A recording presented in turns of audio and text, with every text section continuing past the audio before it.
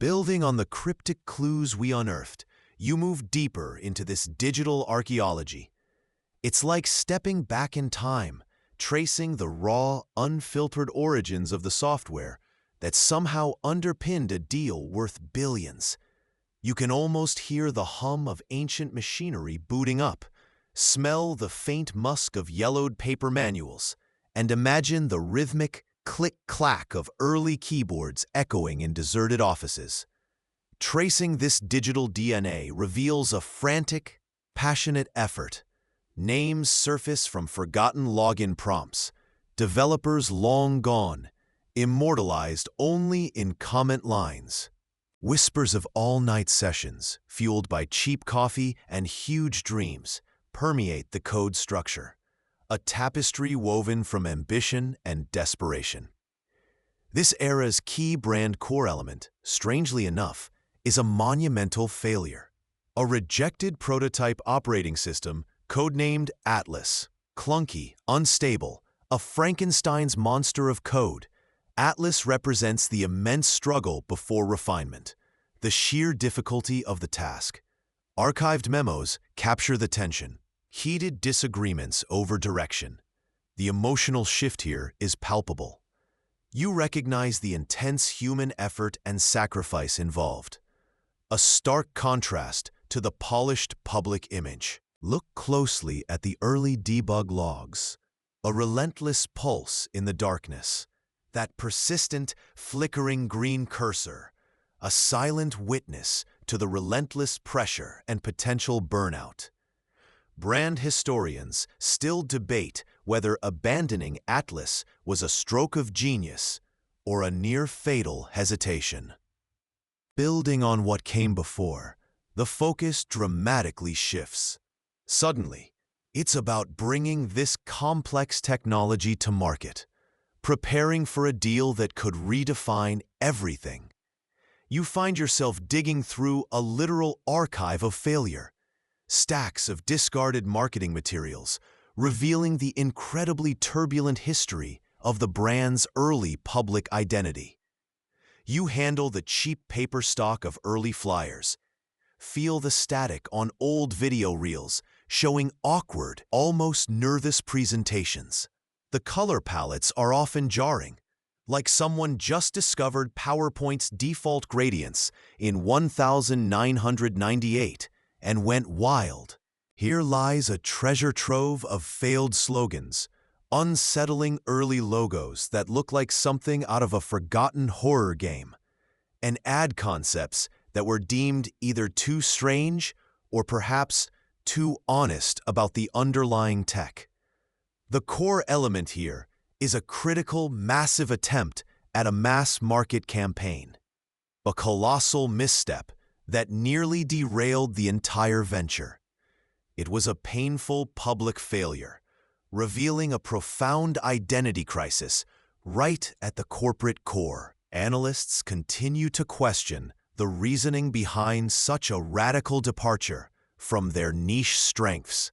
You can almost sense the emotional tension radiating from the marketing team, caught agonizingly between championing truly radical innovation and the palpable fear of alienating a confused consumer base.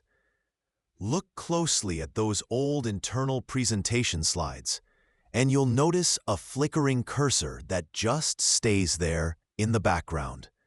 A persistent visual glitch, or maybe, you wonder, an intentional, unsettling graphic element. A subtle hint at the instability or something being intentionally hidden beneath the surface. Building on the scaling achieved in the previous phase, you now witness the palpable tension that descends as the billion-dollar deal nears its final hour. The air in the office is thick with the stale smell of rushed coffee and recycled air, punctuated only by the frantic typing sounds echoing down empty corridors late at night. Your fingers feel cold, gripping the phone receiver during tense, whispered negotiations that stretch past midnight. The stakes are astronomical, and the pressure is immense. This isn't just about signatures. It's about surviving the final push. The major historical milestone is the imminent closing of this transformative deal, the one that will cement the brand's future. But just days before, a critical vulnerability emerges, a last-minute technical bug discovered deep within the core algorithm that powers the entire platform. It's the brand core moment of near-catastrophe, revealing precisely how close the entire edifice came to collapsing before it was even built. Here's a quirky, lesser-known detail. The critical bug wasn't found by a senior engineer or a meticulous tester, but by a summer intern running a peripheral diagnostic script on their last day, treating it more like a puzzle than a potential apocalypse. Analysts continue to question the reasoning behind the rushed final testing phase, debating if the gamble on speed over thoroughness was worth the near-fatal risk. The emotional shift across the team is one of intense dread and suffocating uncertainty. Everywhere you look, the flickering green cursor dances across monitors, spills onto frantic handwritten notes scribbled on whiteboards. A persistent, unnerving symbol of the fragile digital foundation under immense pressure, foreshadowing a cost that would inevitably be paid later. The deal is closed. The billion is secured.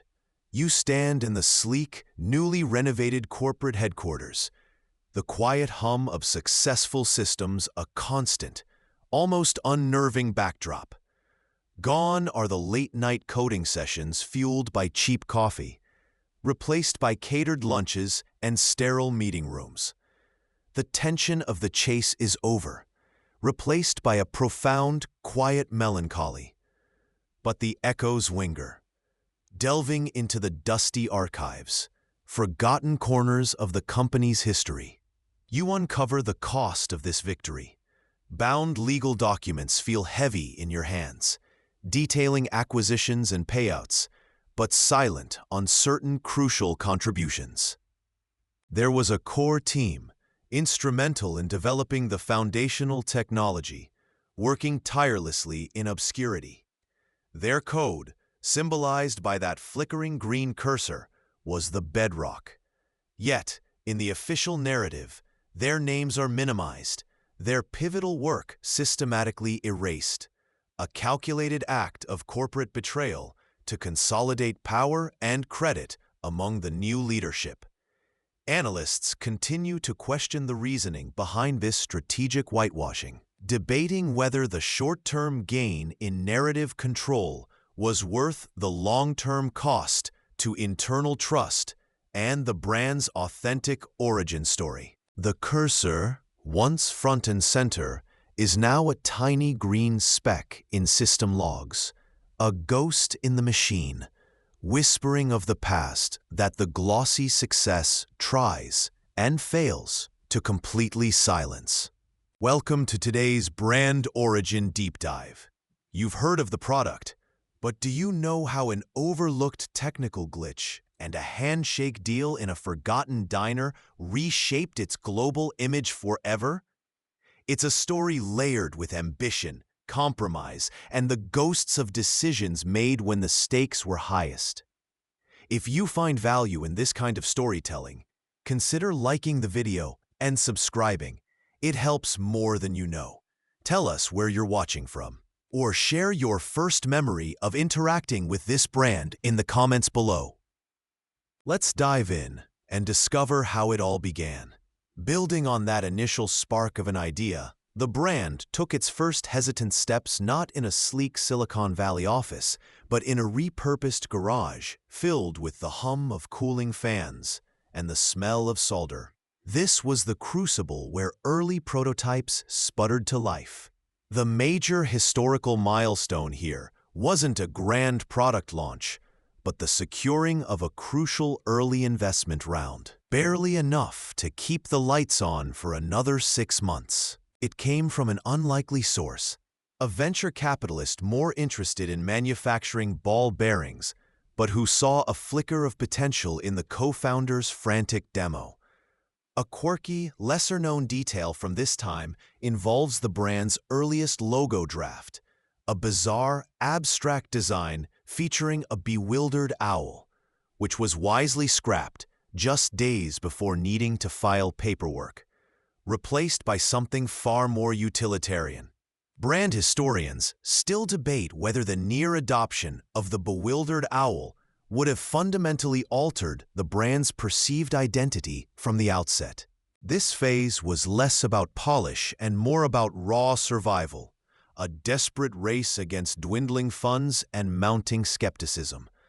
As explored in the previous phase, survival required more than just ingenuity. It demanded strategic maneuvering. The major historical milestone that defined this era was the contentious protocol deal.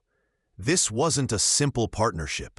It was a high-stakes agreement that gave the fledgling company access to proprietary infrastructure crucial for scaling, but at the cost of integrating certain legacy systems and, perhaps more significantly, silencing some dissenting voices within their own ranks who favored a purely open-source approach. Analysts continue to question the reasoning behind ceding so much control over core technical architecture for a seemingly short-term gain, a decision that would ripple through decades of development. A quirky detail from the tense negotiations reveals the co-founders often communicated through coded messages on disposable pagers.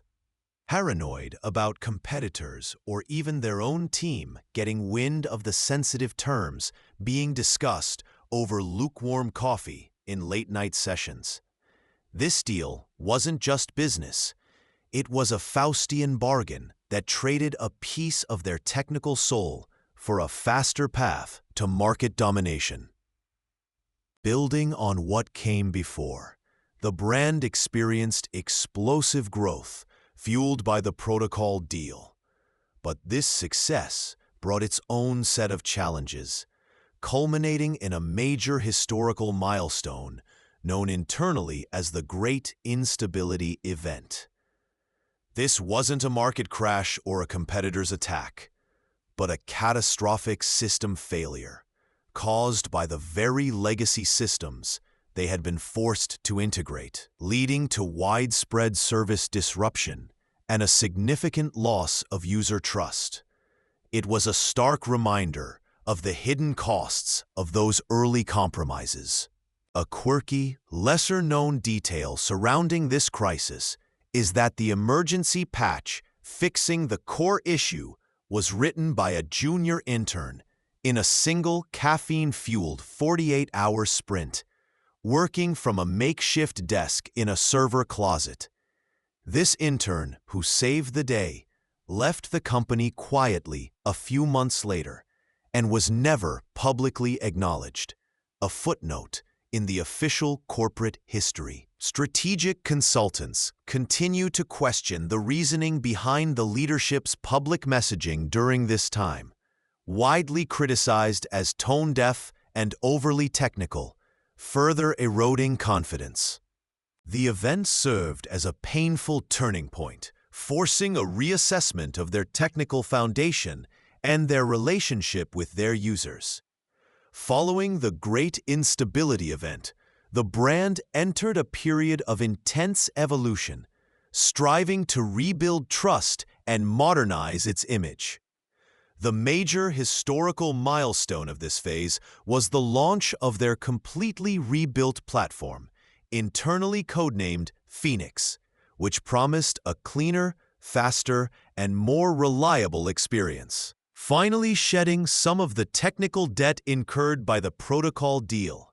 This launch wasn't just a software update, it was a symbolic declaration of a new era. It coincided with a massive marketing push, deliberately shifting focus from technical specs to user experience and aspirational lifestyle integration. A quirky detail from behind the scenes of the Phoenix launch involves the design team's obsession with simulating user interactions down to the nanosecond, leading to an internal joke about needing virtual caffeine breaks for their digital avatars. Analysts continue to question the reasoning behind the timing of one particular high-profile acquisition made just weeks before the Phoenix launch.